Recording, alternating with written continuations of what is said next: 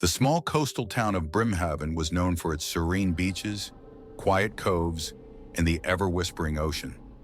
Locals often spoke about a particular stretch of beach called Shore's End, a secluded spot where the waves crashed louder and the air always seemed colder.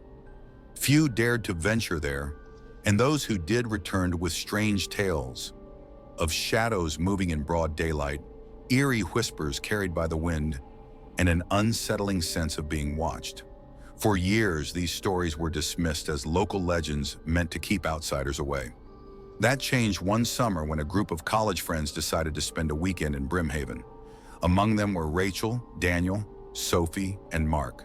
They were thrill seekers, always chasing the next adrenaline rush. When a local shopkeeper warned them about Shore's End, their curiosity was piqued. "People say the tides there are cursed," the old woman behind the counter said, her voice trembling. "Strange things happen when the moon is full and the sea takes what it wants." Laughing off the warning as small-town superstition, the friends decided to camp at Shore's End that night. They arrived as the sun began to set, casting an amber glow over the jagged rocks and wild waves. The beach was desolate, save for a crumbling wooden sign half buried in the sand that read, "Do not stay after dark." They set up their tents near the dunes and built a small bonfire. As the night wore on, the group shared ghost stories, their laughter echoing into the darkness. But as the full moon rose high in the sky, the atmosphere shifted. The wind grew colder, and the once comforting crash of the waves sounded ominous, almost like distant wails. It started subtly. Rachel noticed footprints in the sand leading toward the water, yet no one had walked that way. Sophie swore she heard someone whisper her name, but when she turned, there was only the empty beach. Mark joked about it being the ghosts of Shore's End, but his voice wavered, betraying his unease.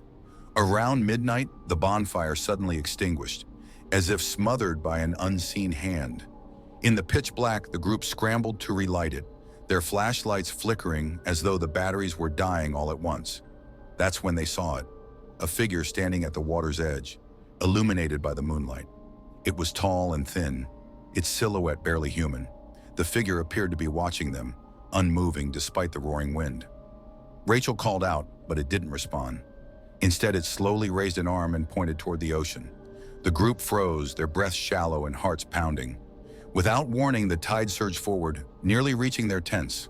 The figure disappeared, but the whispers began again, louder and more insistent. This time they came from every direction. Words they couldn't understand filled the air, a chorus of voices that seemed to rise from the depths of the sea. Panic set in. "We need to leave!" Sophie screamed, grabbing her backpack. The others hurriedly packed their things, but as they turned to leave, they realized the path back to their car was gone. The tide had swallowed the shoreline, leaving only jagged rocks and endless water. Mark's flashlight caught movement near the dunes. Dozens of shadowy figures were emerging from the sand, their hollow eyes glowing faintly. Their bodies were distorted, as if they had been submerged underwater for years. The friends backed toward the water, the whispers now a deafening roar. "Run!" Daniel shouted, leading the way toward a rocky outcrop that jutted into the sea. They climbed desperately, the sharp rocks cutting into their hands and knees. From their perch, they could see the figures gathering below, staring up at them with vacant, unblinking eyes. The waves grew more violent, crashing against the rocks with a force that shook their precarious refuge.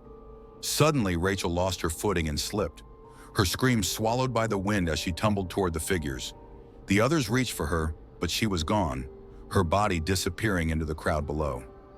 In the chaos, the moonlight revealed something horrifying. The figures weren't just staring, they were smiling, their mouths stretched unnaturally wide, filled with rows of sharp, blackened teeth. One by one, they began to climb the rocks. Desperation took over. Sophie grabbed a loose piece of driftwood and swung it at the nearest figure, but it passed through as if it were made of mist.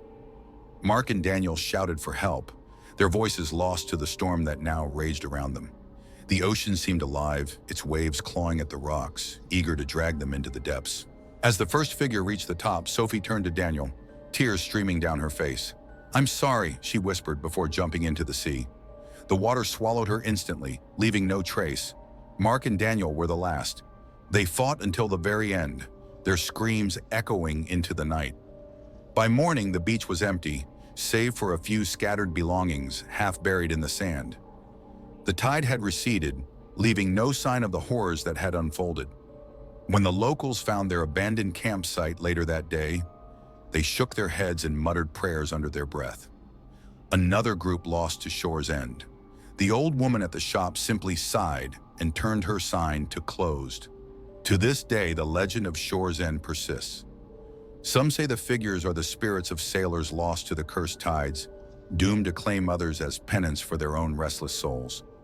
Others believe the beach itself is alive, a predator patiently waiting for its next meal.